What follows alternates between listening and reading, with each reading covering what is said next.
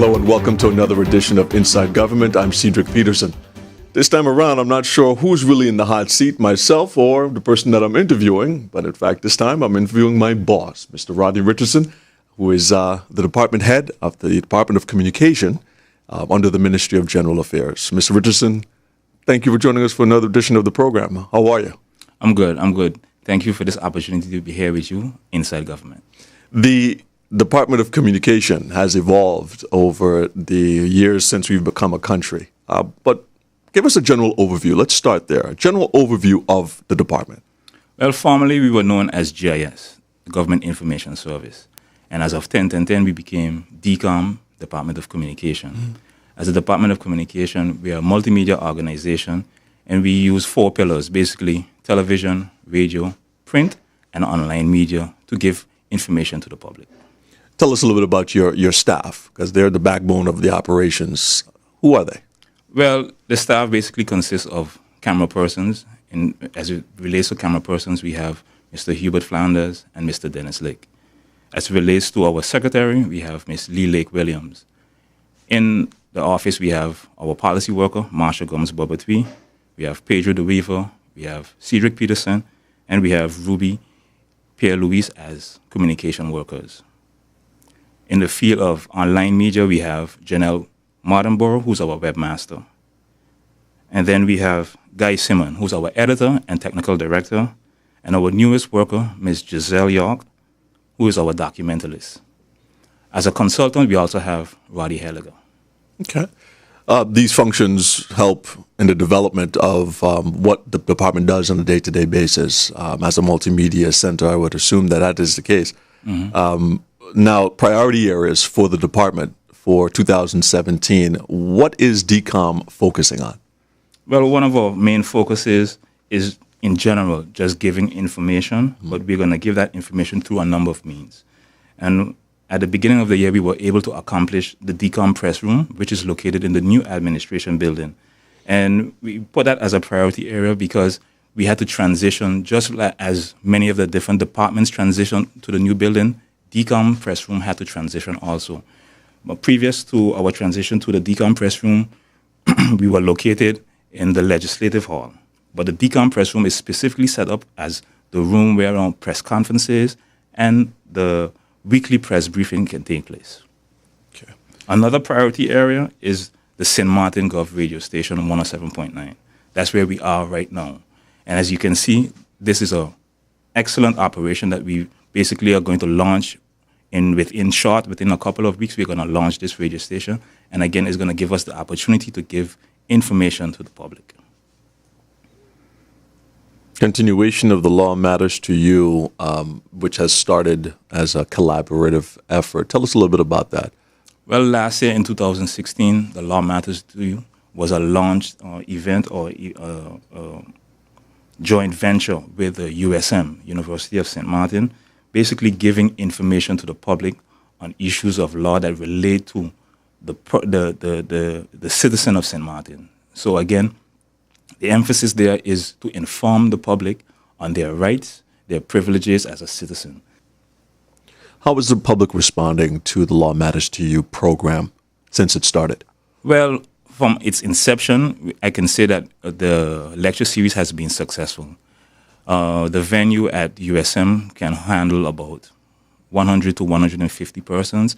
And if we check our checklist, we are usually around 130, 120 persons for each lecture. So I would say that it's a success. And again, the opportunity for persons to see this lecture is also available on our YouTube channel, which is another aspect of our multimedia operations. And we also will be including it in our regular programming here at 107.9 FM. So we invite, of course, our viewers and listeners to tune in and be sure to catch that. DCOM also plays a major role in regard to emergency management, and it has been identified as an emergency response team as government has the EOC structure. It forms a specific ESF group. Let us know what is the details and what exactly is the function of DCOM, especially during the hurricane season when it comes to emergency management. Well, this is an important role, as you mentioned, the EOC. As part of the EOC, DCOM forms ESF 8, Emergency Support Function number 8. And our role, again, is to inform the public during disasters. And specifically, if we speak about hurricanes, during that time period, DCOM enters into a hurricane campaign where we give information basically from the beginning of the hurricane season that usually starts with a message from our Prime Minister. Outside of that, when a storm is approaching, it is expected that DCOM will sensitize the public on the location of the storm, and as the storm continues to approach, then we would ramp up information on a scheduled basis as to what person should look forward to, what are some of the precautions they should be taking. Media accreditation.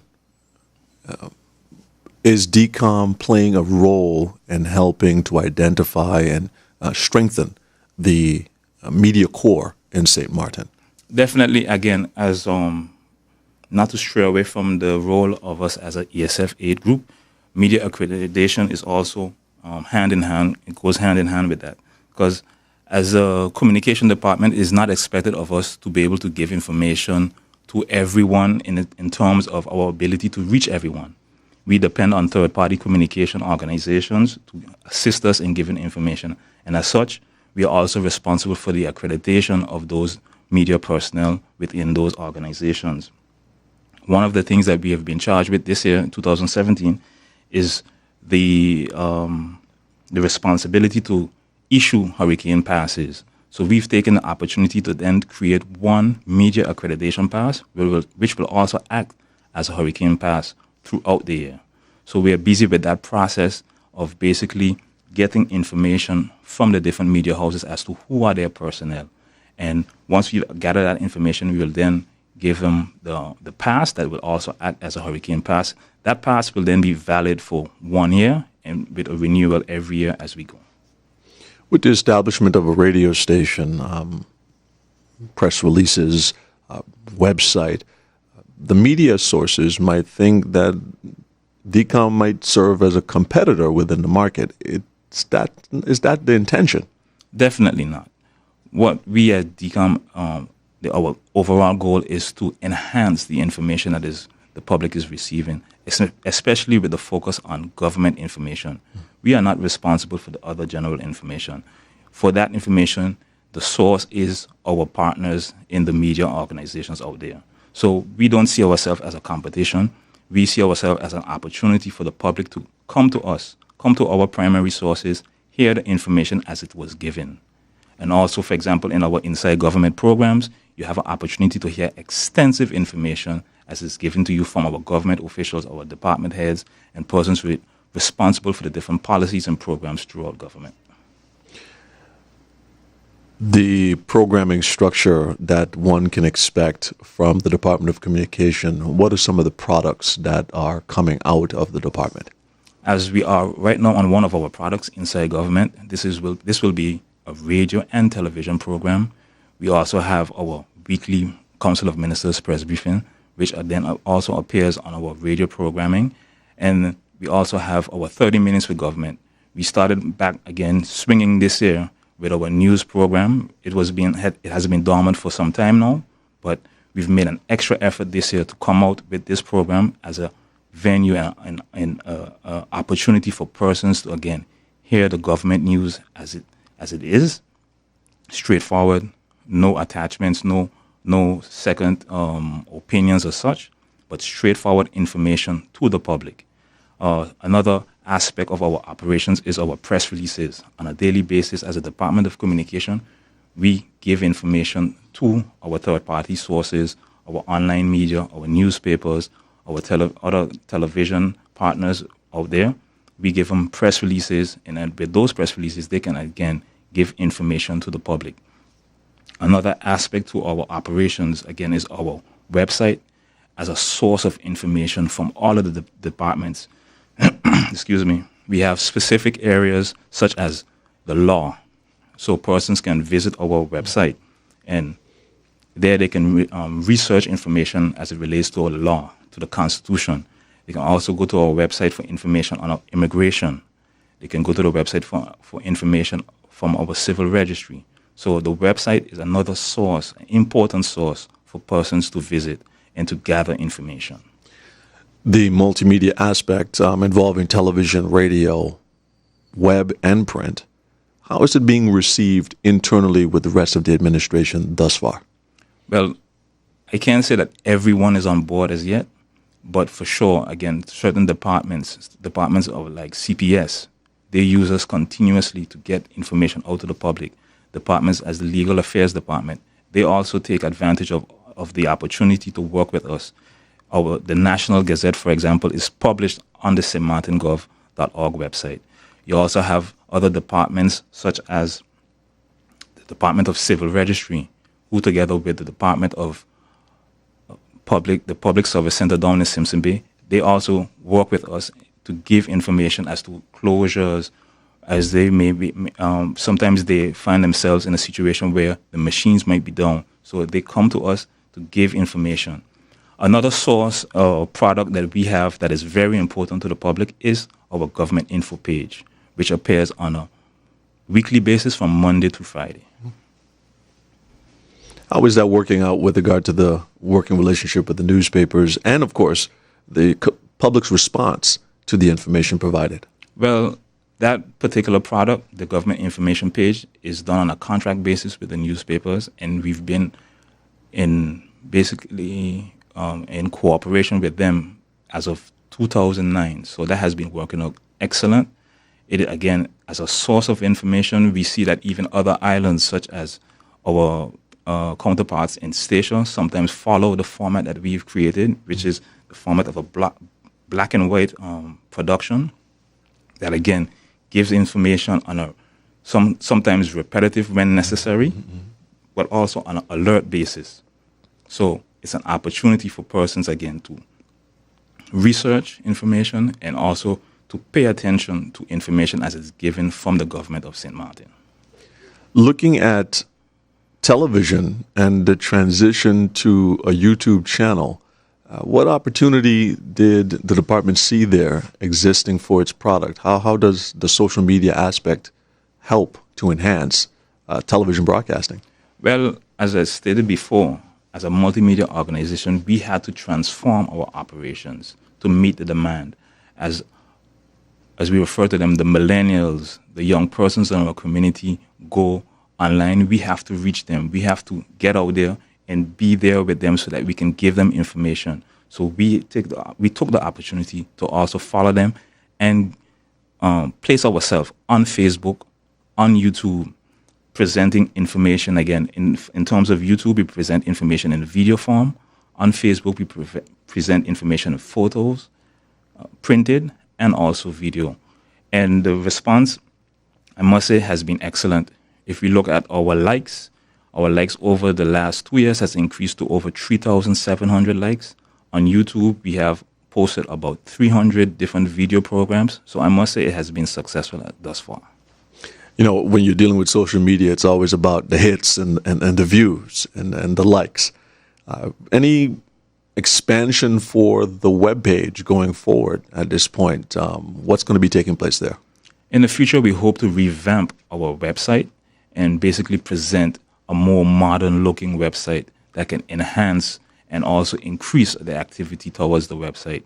And we're hoping, again, for departments that are not on board to get on board with us and to present their information, to present their services so that persons, again, in the community can benefit from what we are about to present to them and what we intend to present to them. So going forward, we see the revamp of the website as a priority for the Department of Communication.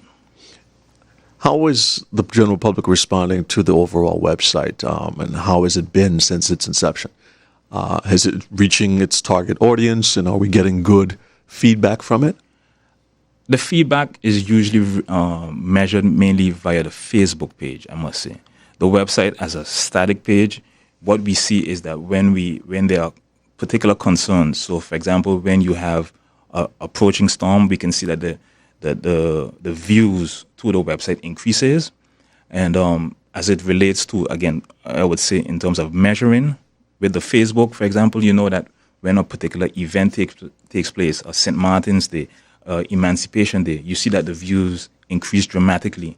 You see that where persons, again, interact, they go on the Facebook page and they like the photos that they see of themselves, of their activities, of the activities of our ministers as they execute their programs and policies as we go. The general public, of course, looking for information. Is there any time where it really takes off? Is that specifically during those times when there's emergency situations? Usually around emergency situations and big events. Because then you know that persons are looking for example, start times for particular events. They are looking to see, again, if their children may be participating in the event. So you know that persons are seeking information.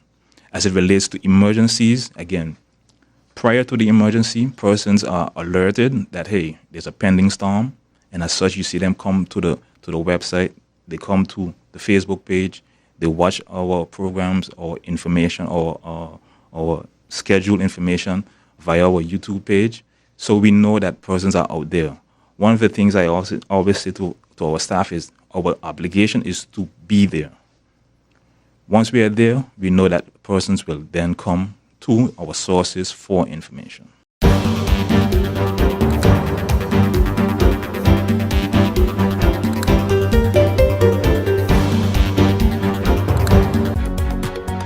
Family law, criminal law, labor law, corporate law, immigration law, electoral law, tax law, environmental law, inheritance law. The law matters to you. A joint venture between the Department of Communication and the University of St. Martin. The lecture series, The Law Matters to You, is aimed at informing and providing the general public of St. Martin about the different laws. We invite you to visit the official government website at www.stmartingov.org for details on upcoming lectures. The law matters to you, bringing the law closer to the people. 2017 public holiday schedule. Good Friday, Friday, April 14th. Easter Sunday, Sunday, April 16th. Easter Monday, Monday, April 17th. King's Day, Thursday, April 27th. Labor Day, Monday, May 1st. Carnival Day, Tuesday, May 2nd. Ascension Day, Thursday, May 25th. Whit Sunday, Sunday, June 4th. Emancipation Day, Saturday, July 1st. Constitution Day, Monday, October 9th. St. Martin's Day, Saturday, November 11th. Christmas Day, Monday, December 25th.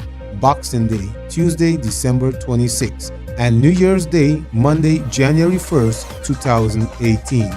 The 2017 public holiday schedule can also be viewed on the official website of the Government of St. Martin, www.stmartingov.org.